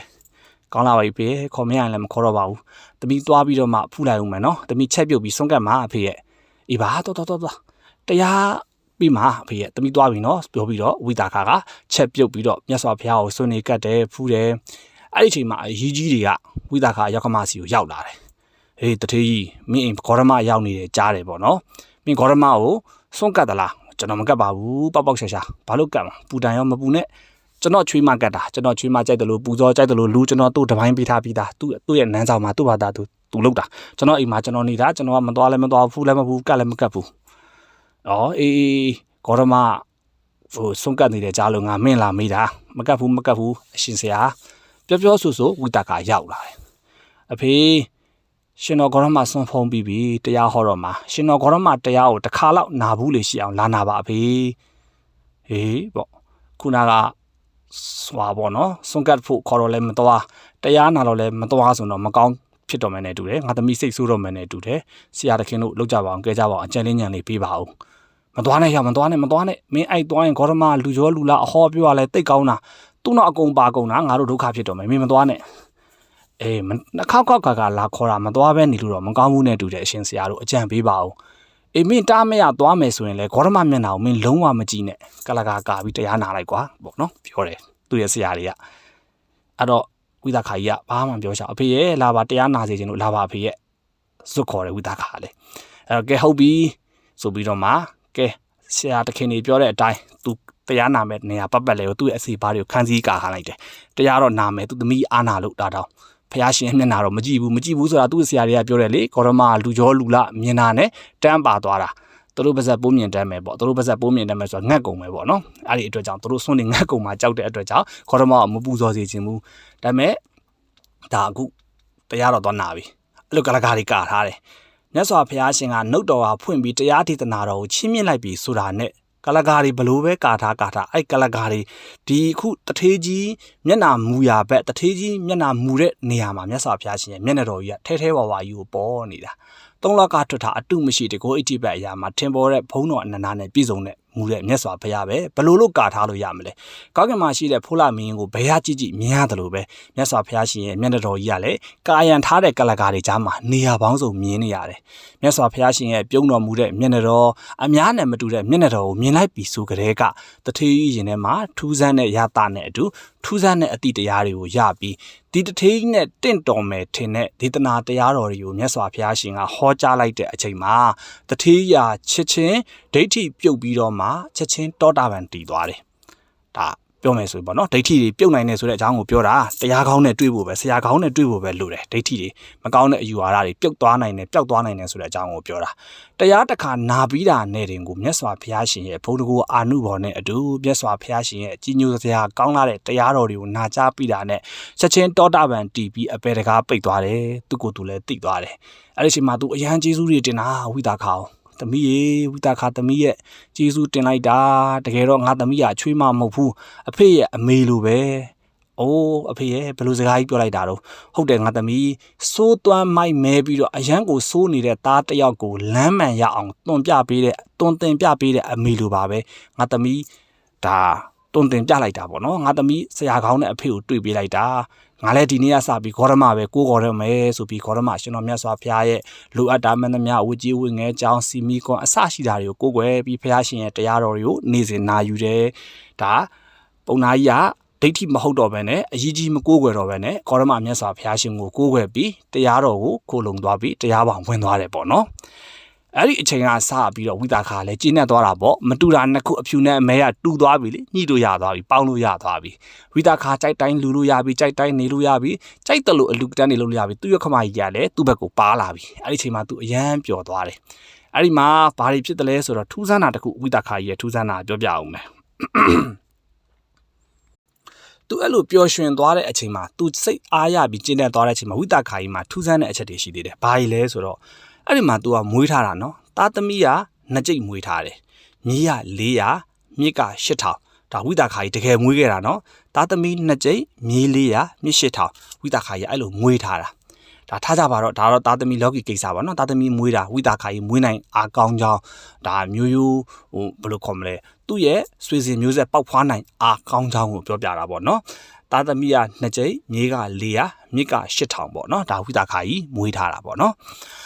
အဲ့တော့ဒီနေ့ဒါနည်းနည်းအတူချုပ်မယ်ပေါ့နော်တော်တော်ညားနေအခုတော့40မိနစ်ဖြစ်နေပြီနည်းနည်းအထက်အတူချုပ်မယ်ဆိုရင်ဒီနေ့မှာဝိသခာကြီးဒါအိမ်မှာပင့်ဖိတ်ပြီးတော့ကျွေးမွေးစွန့်ကပ်ရုံနဲ့အားမရပဲမြတ်စွာဘုရားရှင်ရှိကိုသွားတော့မယ်သွားတဲ့ခါမှာသူ့အဖေသူ့ထည့်ပေးလိုက်တဲ့မဟာလတ္တတန်းစာကြီးမဟာလတ္တတန်းစာကြီးကလည်းကိုးဂရီယတနာစီချေထားတဲ့မဟာလတ္တတန်းစာကြီးကိုဝစ်ပြီးတော့မှသူကသွားတယ်သူ့ရဲ့အနောက်ကကျင်းကလည်းဒီဝစ်သွားတဲ့မဟာလတ္တတန်းစာကြီးအနောက်မှာရှိတဲ့ယတနာကြောက်တံပရများပါတဲ့ဟာတွေကိုပြက်ကြီးနဲ့ပင့်ပြီးတော့ရွက်ပြီးတော့နောက်ကလိုက်ရတာတို့အခုခေတ်ပြောမယ်ဆိုရင်တော့နောက်မှာဟိုပေါ်အရှိကြီးတွေပေါ့ပေါ်ဝါရှိကြီးတွေထားပြီးတော့မှပေါ်ဝါရှိကြီးတွေအနောက်ကအချောင်းမတွေကသိမ့်ရတယ်လို့ပေါ့ကွာအနောက်ကဟာကြီးလိုက်သိမ့်ရတယ်လို့ပေါ့နော်ဒီဝိသခာဝတ်ထားတဲ့မဟာလတ္တတန်းစာကြီးနောက်မှာရှိတဲ့ယတနာတွေကိုပြက်ကြီးတဲ့ထိပ်ပြီးရွတ်ပြီးနောက်ကလိုက်ရတာဒီမဟာလတ္တတန်းစာကြီးကလည်းတော်ယုံလူမဝတ်နိုင်ဘူးဝိသခာပဲဝတ်နိုင်တာဖုံးကံပေါ့နော်အတိတ်ဘဝရဲ့ဖုံးကံငငယ်တုန်းကလူခဲ့တဲ့ဖုံးကံတွေကြောင့်ပေါ့ဒီလောက်ယတနာတွေစီချထားတဲ့မဟာလတ္တတန်းစာကြီးကိုစင်ပြောင်၅စီးအာမန်နဲ့ညီမျှတဲ့အမျိုးသမီးမှသာလည်းဝတ်နိုင်တာဝိသခာအဲ့ဒီအာမန်ရှိတဲ့အမျိုးသမီးမလို့ဒီယတနာအဖိုးကိုးဂရီထိုက်တန်တဲ့ဒီမဟာလတ္တတန်းစာယူသူကဝတ်နိုင်တာအဲ့ဒါကြီးဝေးပြီးမြတ်စွာဘုရားရှင်ကိုသွားပြီးသူကเจ้าမှာတရားနာတယ်မြတ်စွာဘုရားရှင်ကိုကတ်တယ်ကြော့တယ်ဟိုလဲရောက်လဲရောက်တော့ဘုရားရှင်ရှိပါဆိုတော့ဒီเจ้าမြေယတနာအင်ကြီးတွေကိုချွတ်ပြီးတော့ခဏချပြီးသူကကြော့ကြတာပေါ့နော်ကြော့လို့ပြီးလဲပြီးသွားရောဘုရားရှင်ကျွေးလိုက်တဲ့တရားတော်တွေကိုနားထောင်ပြီးတဲ့အခါကျတော့စိတ်ချမ်းသာသွားပြီးတော့သူကဘာလုပ်လဲဆိုတဲ့အခါကျတော့ပြန်တာပေါ့ပြန်တဲ့အချိန်ကျတော့သူ့ရဲ့အထိန်တော်ကြီးရောငယ်ကျွန်းရောသူရောပြန်လာလိုက်တာလမ်းတစ်ဝက်ရောက်တော့မှငါခုနှစ်တတိရတယ်ဟဲ့ငါမဟာလတ္တတန်းစာကြီးပါမလာဘူးဒုက္ခပဲဖျားရှင်အကြောင်းမှာကြံခဲ့ပြီးနေတူတယ်နင်တို့တွေလည်းမိတိုင်ရောငါလည်းမိတိုင်ရောဖျားရှင်တိုက်ကျွေးတဲ့တရားတော်တွေကိုဘဝင်ကြပြီးစိတ်ထဲမှာဓာရီကိုဆွဲပြီးတော့ယေတနာကိုးကလေးထိုက်တန်တဲ့မဟာလတ္တတန်းစာကြီးကတော့အကြောင်းမှာကြံခဲ့ပြီးပေါ့ကဲတော့ငယ်ကျွန်းမသွားကြည့်စမ်းညီမြန်သွားကြည့်စီအေးငါတခုမှလိုက်မယ်အဲ့ဒီမဟာလတ္တတန်းစာကြီးကိုဖျားရှင်ရဲ့သားတော်ဖျားရှင်ရဲ့တပည့်တော်တွေတရယောက်ကကင်တွယ်ထားတာရှိရင်တော့ငါမဝတ်တော့ဘူးကင်ထားတာရှိမရှိတေချာမေးမြန်းခဲ့နော်ဘာလို့မဝတ်တယ်လဲဆိုတော့လေးစားတာလေသူ့အဖေကတင်ထားသလိုပဲလေးစားတာအမျိုးသမီးဝတ်တဲ့မဟာလတ္တတန်းစာကိုကိုတော်တဘာဘာကင်လိုက်လို့ तू ကအဲ့ဒါကိုပြန်ဝင့်အဲ့ကိုတော်ဖုံးကန်ကြမှာကြောက်တဲ့အတွက်ကြောင့် तू မဝတ်တော့ဘူးပေါ့နော်အဲ့တော့ကင်ထားတဲ့သူရှိမရှိအရင်မေးခဲ့ပါဆိုပြီး तू ကမေးခိုင်းလိုက်တယ်ငယ်ကျွန်းမလည်းပြေးတာပေါ့ကိုကလေးတန်ကြီးရှိတဲ့အင်ကြီးကြံခဲ့ရတယ်ဆိုတော့ तू လည်းရင်တုံပန်းတုံနဲ့ပြေးတာပေါ့ကြောင်းလဲရောက်ကောငကိုထားတဲ့နေရာမှာမတွေ့တော့ဟင်းအားတင်ပြီးအံ့ဩသွားပြီဟာဖျောက်သွားပါလိမ့်ဖျားလှည့်ပက်ကြည့်လိုက်တော့ကြောင်းကပန်းလေးမှာချိတ်ထားတွေ့တယ်ရှင်ဖျားတို့ဒီအဝတ်ကြီးနေရာရွေ့နေတယ်ဖျားဘသူမြန်းကန်လိုက်တာလဲဖျားဘသူရွှေ့လိုက်တာလဲဖျားအာနန္ဒာကထွက်လာပြီးတော့ချစ်သမီးတရားကြီးကဟိုရှိမှလူလေကောင်မှာပုံနေတဲ့အတွက်ကြောင့်ငါမပြီးဒီကိုရွှေ့ထားပေးတာကွတင့်တခင်မပစ္စည်းဆိုပြီးပြန်ယူသွားကွမလားပါဖျားတခင်မက မာလိုက်တဲ့အကြောင်းကိစ္စရှိတဲ့အတွက်ကြောင့်ခဏတာထားခဲ့ပါဦးမယ်ဖေ။တခင်မစီကိုပြန်ပြေးပြရစီဟုတ်ဆိုပြီးတော့ကျောင်းအမကြီးစီကိုပြေးပြီးတော့ဝိတာခကျောင်းအမကြီးဝိတာခတခင်မကြီးပေါ့နော်ဒီမဟာလတာတန်းစာကြီးကနေရာရွှေ့နေတယ်ဘုရားရှင်ရဲ့သားတော်ဖြစ်တဲ့ရှင်အာနန္ဒာကကင်ပြီးရွှေ့ထားတာဒီအများသူငါထိုင်တဲ့နေရာကြီးမှာကြံနေတာဖြစ်တဲ့အတွက်ကြောင့်ကျောင်းကပန်းပေါ်တင်ရွှေ့ထားတယ်အဲ့ဒါရှင်မကြီးဝိအောင်မလားဟေးရှင်အာနန္ဒာရွှေ့ထားတာမဝိဘူးငါလုံးဝမဝိဘူးငါဝစ်လိုက်လို့ရှင်အာနန္ဒာဖုံးကန်ထိမှာဆိုတဲ့အတွက်ကြောင့်ငါလုံးဝမဝစ်တော့ဘူးဒီကျောင်းဆောင်ကြီးဒီမဟာလတာတန်းစာကြီးကိုအရှင်ဖျားကိုလူမယ်ဆိုပြီးကျောင်းကိုပြန်ပြေးပြီးတော့အရှင်ဖျားဒီမဟာလတာတန်းဆောင်ကြီးယတနာအပေါင်းများစွာပါပြီး6ဂရီတန်တဲ့ဒီအဝတ်စုံကြီးကိုအရှင်ဖျားကိုလူပါတယ်လူရအသုံးပြုပါဖျားဆိုပြီးဖျားကိုလက်ဆယ်ပြထိတ်မှမူထိချင်း၅ပြစုံလင်စွာဖြင့်လူတယ်အဲ့လိုလူတဲ့အချိန်မှာမြတ်စွာဘုရားရှင်ကအလူမခံဘူးပေါ့နော်မလူနဲ့မထိုင်ရမအပ်ရမတက်ရငါသမီးအလူမခံနိုင်ဘူးဒီပစ္စည်းကိုပြန်ယူသွားငါအလူမခံဘူးလို့ပြောတယ်အဲ့ဒီအချိန်မှာ तू ကစဉ်းစားလိုက်တယ်ကောင်းပြီဒီ6ဂရီတန်တဲ့အဝတ်ကြီးကိုတော့ငါမဝတ်တော့ဘူးဒါကိုရောင်းမယ်ရောင်းလို့ရတဲ့ပတ်စံနဲ့ကြောင်းကြီးစောက်ပြီးတော့လူမယ်လို့ तू ကစိတ်ကူးပြီးတော့ဒီပစ္စည်းကိုလဲပေါ်တင်ပြီးတော့ပတ်ပြီးတော့ရောင်းတယ်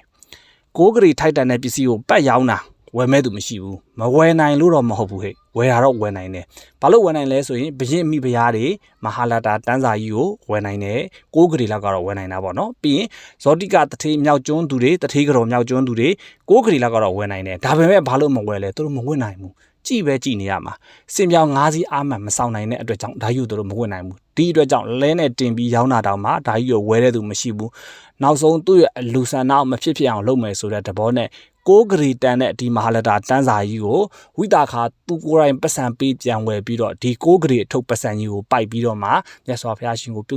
နဲ့မြတ်စွာဘုရားရှင်စီရာကိုပြေးလာတာပေါ့နော်မြတ်စွာဘုရားရှင်ကတော့ကျွတ်ထိုက်တဲ့ဝိနည်းတူကိုသွားကျွတ်ဖို့အတွက်ကျောင်းတော်ကနေအထွက်အရှင်ဘုရားတပြီးတော့အရှင်ဘုရားကိုရှောက်ဆရာလေးရှိလို့ကျောင်းတော်ပြန်ကြွပေးပါအောင်ဘုရားပေါ့နော်လူမဲ့သူကလူကျင်တဲ့ခါကျတော့အရှင်ဘုရားကိုကြွခိုင်းတာပေါ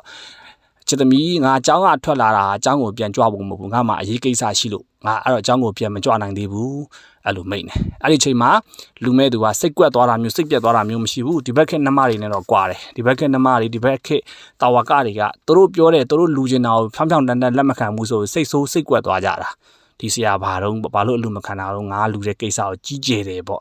အဲ့ဒါဟိုဘက်ခက်ကတော့အဲ့လိုမဟုတ်ဘူးနားလဲတယ်တွေးမိတယ်ဒါသူချွတ်ဆရာချွတ်ထိုက်တဲ့သူတယောက်ကိုသွားချွတ်မှာမလို့ဒါကြောင့်မို့သူအလူမခံတာဖြစ်မယ်ဒါကြောင့်မို့သူเจ้าကိုပြန်မကြွတာဖြစ်မယ်အဲ့တော့သူကသူ့ရဲ့ဖြစ်ချင်တဲ့ဆန္ဒကိုပဲရှောက်ရတာပေါ့နော်အရှင်ဘုရားတပည့်တော်မဟာလတာတန်းစာကြီးကို6ဂရီနဲ့ရောင်းတပည့်တော်မှကိုယ်တိုင်ပြန်ဝယ်ပြီးတော့ဒီငွေ6ဂရီကိုကင်ပြီးတော့အရှင်ဘုရားတို့အတွက်ကျောင်းဆောင်ကြီးစောက်ပြီးလူချင်ပါတယ်တပည့်တော်မှရဲ့အလူအထမြောက်ဖို့အတွက်အရှင်ဘုရားအခါတော်ပေးအကြံဉာဏ်ပေးပြီးကူညီပေးပါဘုရားပေါ့ဘုရားကိုရှောက်တယ်ကောင်းပြီချစ်သမီးဆိုပြီးတော့ရှင်မောက်ကလန်ကိုထားခဲ့တယ်ရှင်မောက်ကလန်ကဦးစီးပြီးတော့ဒီကိစ္စကိုရှောက်ပါစောက်ပေးပါသူ့ရဲ့အလူကိုအထမြောက်အောင်ကူညီပေးလိုက်ပါ6ဂရီကိုယူပြီးတော့လုပ်ပေးလိုက်ပါဆိုပြီးရှင်မောက်ကလန်ကိုပြောတယ်တကယ်တော့ဝိတာခရှင်အာနန္ဒာကိုပုံကြည့်ညူတာပေါ့နော်ဒါပေမဲ့ရှင်မောက်ကလန်ကိုမြတ်စွာဘုရားရှင်ကဘာလို့ခိုင်းလဲဆိုတော့ကျောင်းကြီးကို6ဂရီတန်စောက်မှာဖြစ်တဲ့အတွက်ကြောင့်တစ်ကြီးဝါကြီးတွေဒါတစ်လုံးကြီးတွေတော်ရရနဲ့တိုက်တဲ့ထုတ်တဲ့ခါမှာတကိုးအရာဧကရေဘွဲရပြီးကြီးထွားလာတဲ့ရှင်မောက်ကလန်သားလေးအမြန်ပြီးအောင်ဒီเจ้านี่ကိုသူ့ရဲ့တကိုးအဋ္ဌိပတ်နဲ့စောင့်နိုင်မှာဖြစ်တယ်ဒီတော်ရရတစ်လုံးတွေကိုသူ့ရဲ့တကိုးအဋ္ဌိပတ်နဲ့တည်ယူနိုင်မှာဖြစ်တဲ့အတွက်ကြောင့်ရှင်မောက်ကလန်ကိုဘုရားရှင်ကထားခဲ့ပြီးတော့ရှင်မောက်ကလန်နဲ့ဝိတာခါတို့ပေါင်းပြီးတော့เจ้าကြီးကိုစောက်တယ်နော်ဒါเจ้าစောက်တဲ့အဆင့်ကိုရောက်သွားပြီနော်เจ้าစောက်တဲ့အခါမှာเจ้าကဘာတွေပါလဲဆိုတာကိုပြန်ပြောမယ်เจ้าကအောက်ထပ်တိုက်ခန်း900ပါတယ်အောက်ထပ်မှာတိုက်ခန်းက900အထက်မှာလည်းတိုက်ခန်း900တိုက်ခန်းပေါင်း1000ပါတယ်ပေါ့နော်အချုံအတက်စုလိတ်ဒီကဆိုရင်လည်းရွှေသားအတိနဲ့နတ်ဘုံနတ်နန်းလို့စောက်ထားတဲ့အချုံအတက်စုလိတ်ဒီဒါတွေကရွှေသားအတိနဲ့လုပ်တာအဲ့ဒီမှာကျောင်းနဲ့ပတ်သက်ပြီးစောက်တဲ့နေရာမှာမြေနေရာဝယ်လိုက်တာ6ဂရီပြီးရင်ကျောင်းစောက်တာကလည်း6ဂရီအရန်ကျောင်းဆောင်လေးတွေနဲ့တကွတေနာပတိပစ္စည်းလေးတွေဝယ်တာအားလုံးကလည်း6ဂရီအရန်ကျောင်းဆောင်နဲ့အတူပေါ့နော်အဲ့ကျောင်းဒီမှာလိုအပ်တဲ့ပစ္စည်းတွေဝယ်လိုက်တာအားလုံးက6ဂရီ3ခါပေါင်းတော့28ဂရီဒါမှတ်သားခိုင်းတာနော်ဖရာဒေသနာတော့ဟောထားတဲ့ဇတ်တော်အတိုင်းမှတ်သားခိုင်းတာနှလုံးဒီနံပါတ်တွေပေးတာမဟုတ်ဘူးနော်အဲ့တော့မြေနေရာဝယ်တာက6ဂရီကျောင်းဆောက်တာက6ဂရီအရန်ကျောင်းဆောက်ပြီးတော့အဲ့အရန်ကျောင်းနဲ့အတူကျောင်းကြီးမှာရှိနေတဲ့လိုအပ်တဲ့တေနာပတိပစ္စည်းတွေအားလုံးကိုဝယ်တာကလည်း6ဂရီအားလုံးပေါင်း28ဂရီတန်တဲ့ကျောင်းကြီးဆောက်လို့ပြီးတော့မြတ်စွာဘုရားရှင်ကိုလူတယ်အဲ့ဒီကျောင်းကြီးပြီးသွားတဲ့အချိန်မှာ ပြီးချင်းမှာပေါ့နော်တတိမတူကပြေးလာပြီးတော့မှဒီเจ้าတော်ကြီးမှာသူလည်းအလူပါခြင်းနဲ့ဆိုပြီးတော့အတပြားတသိန်းတန်တဲ့အခင်းတစ်ခုပေါ့နော်ကပလာအခင်းတစ်ခုပြေးပြီးလာလူတာဝိတာခါဟိုချစ်သမားတငယ်ချင်းပေါ့နော်ငါလည်းဟဲ့ဒီเจ้าကြီးမှာအလူလေးပါဝင်ခြင်းလို့ပါဟဲ့နင်းเจ้าကြီးကနှက်ပြီးတမအခမ်းအနားတင့်တယ်ပြီးဘဝမှာတခါမှမမြင်ဘူးတဲ့เจ้าကြီးငါလည်းအလူပါခြင်းလို့ဒီအတပြားတသိန်းတန်တဲ့အခင်းလေးကိုငါ့ကိုခင်းဝင်ပြပါပေါ့ဟေးတငယ်ချင်းငါဟဲ့အလူနဲ့ပတ်သက်ပြီးငါလည်းမတွန့်တွန့်မပိတ်ပင်ချင်ပါဘူးငါတော့မြင်သမျှနေရာလိုလေသိမရှိလှုပ်ထားတာပဲနင့်အတပြားတသိန်းတန်တဲ့အခင်းကြီးခင်းဖို့နေရာအလွတ်ရှိတယ်လို့နင်ထင်နိဗ္ဗာန်နင်ရှာကြံပြီးခင်းသွားငါတော့မခင်းပေးတတ်ဘူးငါတော့နေရာမစီစဉ်ပေးတတ်ဘူးနင်တင့်တော်ရာလွတ်လပ်နေတဲ့နေရာရှိရင်ခင်းဆိုပြီးတော့ဝိတာခါခွင့်ပြုလိုက်တယ်မလူနဲ့လို့တားတာမဟုတ်ဘူးနော်တချို့အလူရှင်တွေကရှိသေးတယ်ကိုနဲ့အတူပါမယ်ဆိုရင်ရေဆက်စုံမှာကြောက်လို့မလူနဲ့တို့မပါနဲ့တို့ငါအလူတဲ့သူ့မထဲ့ဘူးတို့တိတ်တိတ်ကလေးလူမယ်တို့တူးတဲ့ညက်မကြီးလူမယ်ဟေးတို့ဆိုတာရှိသေးတယ်မလို့ရဘူးအလူဆိုတာပိတ်ပင်ကောင်းတဲ့အရာမဟုတ်ဘူးပေါ့နော်အဲ့တော့ကဲလူစေးနင်လွတ်မဲ့ထင်တဲ့နေရာနဲ့ဟာနင်ခင်းဆိုပြီးတော့မှဒါဝိတာခါခွင့်ပြုလိုက်တော့တထေးမကြီးကအတပြားတသိန်းတန်နဲ့ကပလာအခင်းကြီးကင်ပြီးသူခင်းဖို့ပတ်ကြည့်တယ်ကြင်းချင်းအထက်ကြည့်မတွေ့ရအောက်ကြည့်မတွေ့ရအခန်း900အောက်ပတ်ရှားကြည့်မတွေ့ရအကုန်လုံးကပြည့်အကုန်လုံးကလိုလေသိမရှိခင်းထားပြီးသားနောက်ပိတ်ဆုံးကြတော့တထေးမကြီးကလေကားရင်းမှာထိုင်ပြီးတော့ရှုံချငူပါလိအမလေးဒုက္ခပါပဲတော့ကတော့များပါပြီပေါ့နော်အတပြားတသိန်းတန်နဲ့ဤအခင်းကိုခင်းဖို့အတွက်6ဂရေပေါင်းများစွာနဲ့အတူစောက်ထားတဲ့28ဂရေကုံနဲ့ဤចောင်းဆောင်ကြီးမှာငါရဲ့အတပြားတသိန်းတန်အခင်းခင်းဖို့နေဟာတစ်ခုတောင်အလတ်မရှိတော့ပါလားငါတော့ဒီចောင်းဆောင်ကြီးမှာအလူပါဝင်ခွင့်မရလေခြင်းဆိုပြီးရှုံပွဲချပြီးတော့မှတရှုံနဲ့ထိုင်ငူတယ်လေကားရင်းမှာထိုင်ပြီးတော့တထေးမကြီးအဲ့ဒီမှာရှင်အာနန္ဒာဟဲ့တထေးမကြီးဘာလို့ငိုနေတာတော့အရှင်ဘုရားတပည့်တော်ဒီចောင်းဆောင်ကြီးမှာအလူလေးတစ်ခုပါကျင်တာပါတပည့်တော်ဒီចောင်းဆောင်ကြီးထဲမှာတပည့်တော်ရဲ့ဒီအခင်းတသိန်းတပြားတန်တဲ့အခင်းကြီးကိုခင်းကျင်တာပါဒါပေမဲ့တပည့်တော်ခင်းခွင့်မရပါဘူးဘလို့မှရှာလို့မတွေ့ပါဘူးအရှင်ဘုရားဒါကြောင့်မို့တပည့်တော်အဝမ်းနဲ့ကြေကွဲစွာငိုနေတာပါဘုရားပေါ့ချစ်သမီးမငိုနဲ့ပေါ့နော်ကဲချစ်သမီးမငိုနဲ့လူချင်းနဲ့ဆန္ဒရှင်ငါကိုတော့စီစဉ်ပေးမယ်ဆိုပြီးတော့လေကတစ်အောက်နာလေးမှာခွေးကတစ်ခေါ်မှာပေါ့နော်အောက်ဆုံးအဆင့်ပေါ့နော်ခွေးတွေအိတ်တဲ့ဖက်နှက်ချက်တဲ့နေရာခွေးကတစ်လေးမှာကဲဒီနေရာလေးမှာခင်းဆိုပြီးတော့အတပြားတသိန်းတန်တဲ့အခင်းလွားလေးကိုအဲ့ဒီခွေးကတစ်မှာခင်းခိုင်းရတယ်ဒီအချက်ကလေးကိုဒီလိုလေးခင်းခိုင်းလိုက်တဲ့အတွက်ကြောင့်မို့ဘာကြောင့်ဒီအချက်ကလေးကိုထည့်ထားရလဲဆိုတော့အဓိကကတော့ဝိတာခါရဲ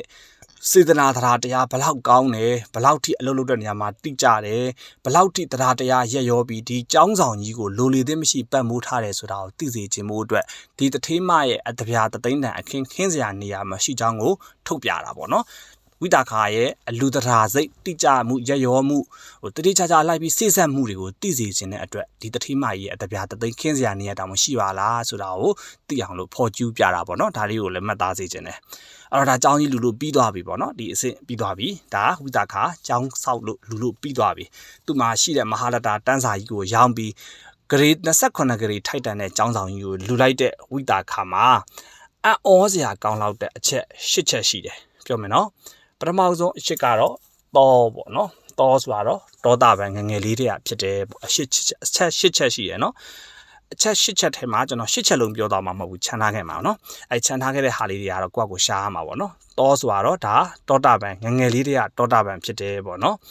်ကြော်ဆိုတာတော့ဂုံသတင်းကြော်စောတယ်ဝိတာခါရဲ့ဂုံသတင်းကလူပြည်တွေမကဘူးနတ်ပြည်တစ်ခွဲမှာကြော်စောတာမသိခင်ကလေးကအကြောင်းအမာဝိတာခါရဲ့သတင်းကလူပြည်နတ်ပြည်ဂုံသတင်းကြော်စောတယ်စင်ဆိုတာကတော့စင်ပြောင်၅စီးအာမန်ပေါ့နော်ပြီးရင်သားပေါ့သားဆိုတာဘာဖြစ်မယ်လို့ထင်တယ်လ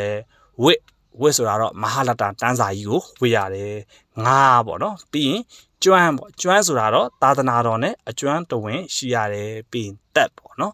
တက်ဆိုတာတော့တက်တော်120ရှိတယ်ဒါကတော